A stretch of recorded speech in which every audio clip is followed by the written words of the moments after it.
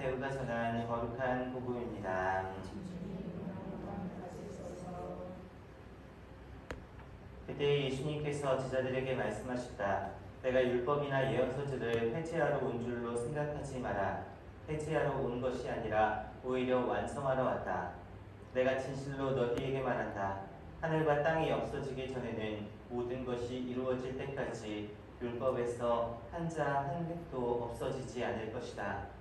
그러므로 이 계명들 가운데에서 가장 작은 것 하나라도 어기고 또 사람들을 그렇게 가르치는 자는 하늘에서 가장 작은 자라고 불릴 것이다. 그러나 스스로 지키고 또 그렇게 가르치는 이는 하늘나라에서 큰 사람이라고 불릴 것이다. 주님의 말씀입니다.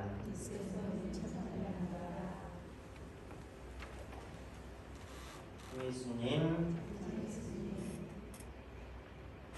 어제 독서 복음에서 하느님의 자비는 이 죄인들도 보살피고 살아갈 길을 가르쳐 주시니 그런 하느님의 자비가 절정으로 이루어지는 이 사순시기에 우리도 아버지를 닮아 자비로운 사람이 되어야 한다라는 이야기를 들었고, 오늘은 그 자비로우신 하느님 앞에 우리는 어떠한 모습으로 서 있어야 하는가에 대한 이야기들을 들려줍니다. 오늘 독서 복음의 공통적인 이야기는 이 계명을 지키고 그렇게 지키도록 가르치라라는 이야기인데요. 오늘 말씀들을 통해서 우리 그 이야기들을 좀 찾아보도록 할게요. 먼저 독서 말씀 보겠습니다.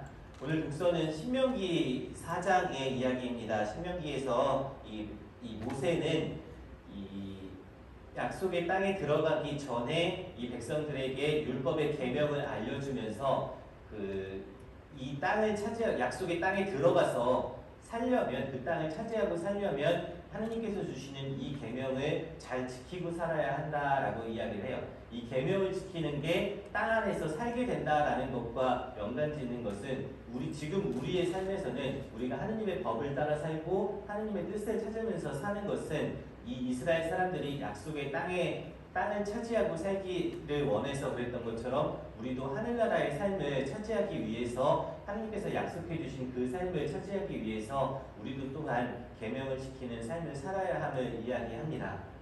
모세는 그 땅에 들어갈 수 없었습니다. 그러기에 자기가 마지막으로 해줄 수 있는 가르침이라 생각해서 사람들에게 온 힘을 다해 율법을 가르쳤고, 그 율법을 그 땅 안에 들어가서 잘 지키고 살기를 바랍니다. 오늘 1독서에 저 맨 5절 위에 부분 너희에게 읽어볼게요.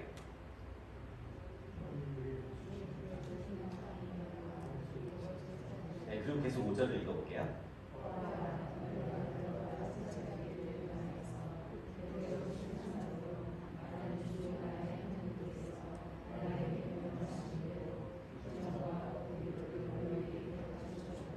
땅 안에 들어가서 살려면이라는 말은 그 땅에 그 하나님의 약속에 어울리는 사람이 되기 위해서 그 계명을 지키고 살아야 한다는 이야기고요. 7절 말씀으로 가볼게요.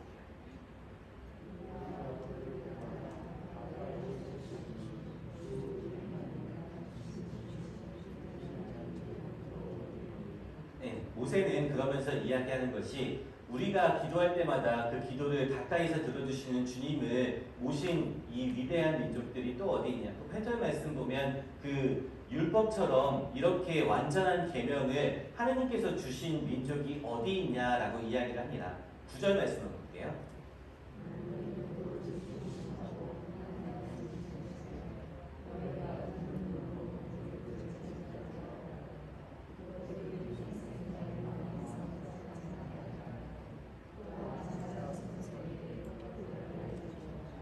그러니까 1독서의 이야기는 율법을 가르쳐 주면서 이제 율법을 잘 지키고 땅에 들어가서는 꼭 그 땅을 차지하기 위해서 그 율법 지키는 것을 소홀히 하지 말고 그 마음 안에서 그 계속 이 율법이 지켜질 수 있게 하며 그것이 나한테뿐만 아니라 어디로 이어지게요? 자자손손 그것들을 알려주어라 라는 이야기를 1독서에서 하고요. 오늘 화답송은 시편 147편입니다. 이 예루살렘아 주님을 찬양하여라 라는 이 이야기는 이 시편 147편은 왜 하느님을 찬미하여야 하는가에 대한 이야기들을 들려줍니다. 마지막 구절을 읽어볼게요.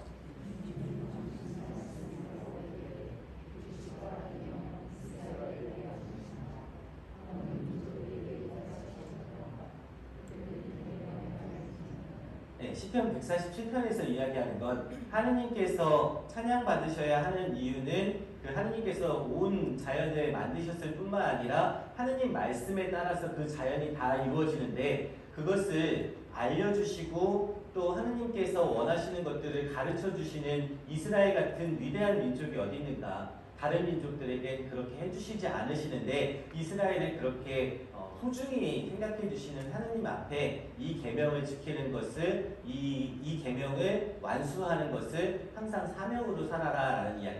일독서하고 그 맥락을 같이 합니다. 그리고 오늘 복음으로 가보면 이 복음은 예수님께서 율법에 대한 규정들을 말씀하시는데요. 그냥 맨 마지막 구절만 읽어보면 될 것 같아요. 19절 말씀.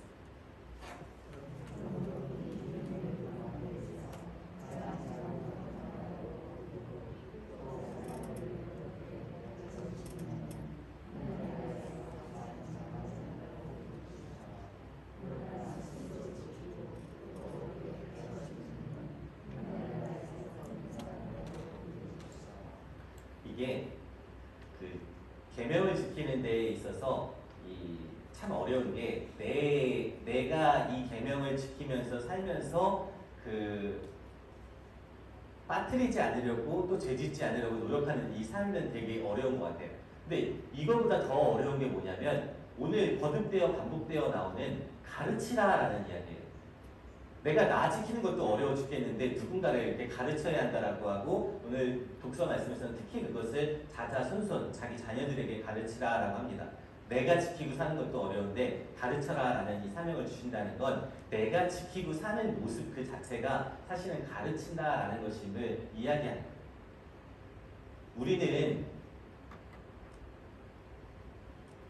내가 신앙생활을 하면서 다른 사람들에게 각각 영향을 줘요. 그것을 보고 있는 사람 또 그것을 보고 사는 자녀들한테도 특히 그렇고 우리는 누군가에게도 내가 신앙을 살면서 계속 영향을 주고 살아갑니다.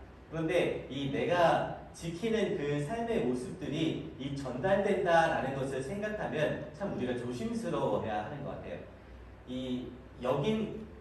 제가 여기 와서 느끼는 건 여기는 좀 그나마 좀 덜한 편인데 제가 이제 한국에서 살면서 세상이 많이 변한다라고 느꼈던 게 뭐냐면 예전에는 할머니 할아버지들이 돌아가시면 고해성사 줄이 좀 되게 길었어요. 그 가족들이 이제 장례 미사를 하기 전에 고해성사 보면서 뭐 몇십 년 지났습니다. 뭐 냉담한 지 뭐 몇 년 됩니다라고 하면서 다 고해성사 하고 그다음에 뭐 죄송합니다. 뭐 왜 저한테 죄송해요. 뭐 그러면서 이제 장례 미사 하고 그러다가 마음에 찔려갖고 돌아와서 신앙생활 다시 시작하는 분들도 다 그렇진 않아요. 그냥 다시 시작하는 분들도 있고 그래서 저는 어렸을 때 생각이 이 장례 미사는 부모가 자녀한테 주는 또 하나의 신앙의 어떤 전달의 기회구나라고 생각을 했었어요.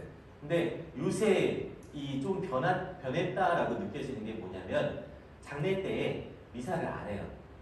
그래서 제가 물어본 적이 있어요.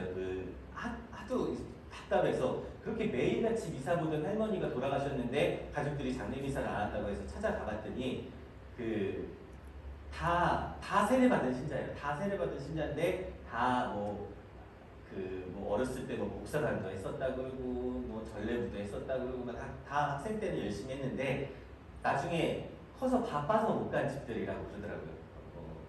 대학 다니다가 취직해서 애 키우느라 너무 정신이 없어서 못 왔었는지 죄송합니다 그러더라고요.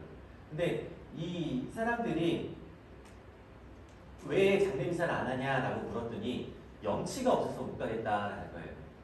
그래서 하느님 앞에 무슨 영치가 있냐, 자매님 매일 미사 하셨는데 마지막 하실 길이라도 미사로 보내드려야 되지 않냐 그랬더니 가족들이 신앙생활을 안 했던 사람들이 더 많아서 그냥 저희들끼리 상조회사 통해서 할 테니까 신부님은 기도 좀 해주세요 이렇게 얘기를 하는 거예요.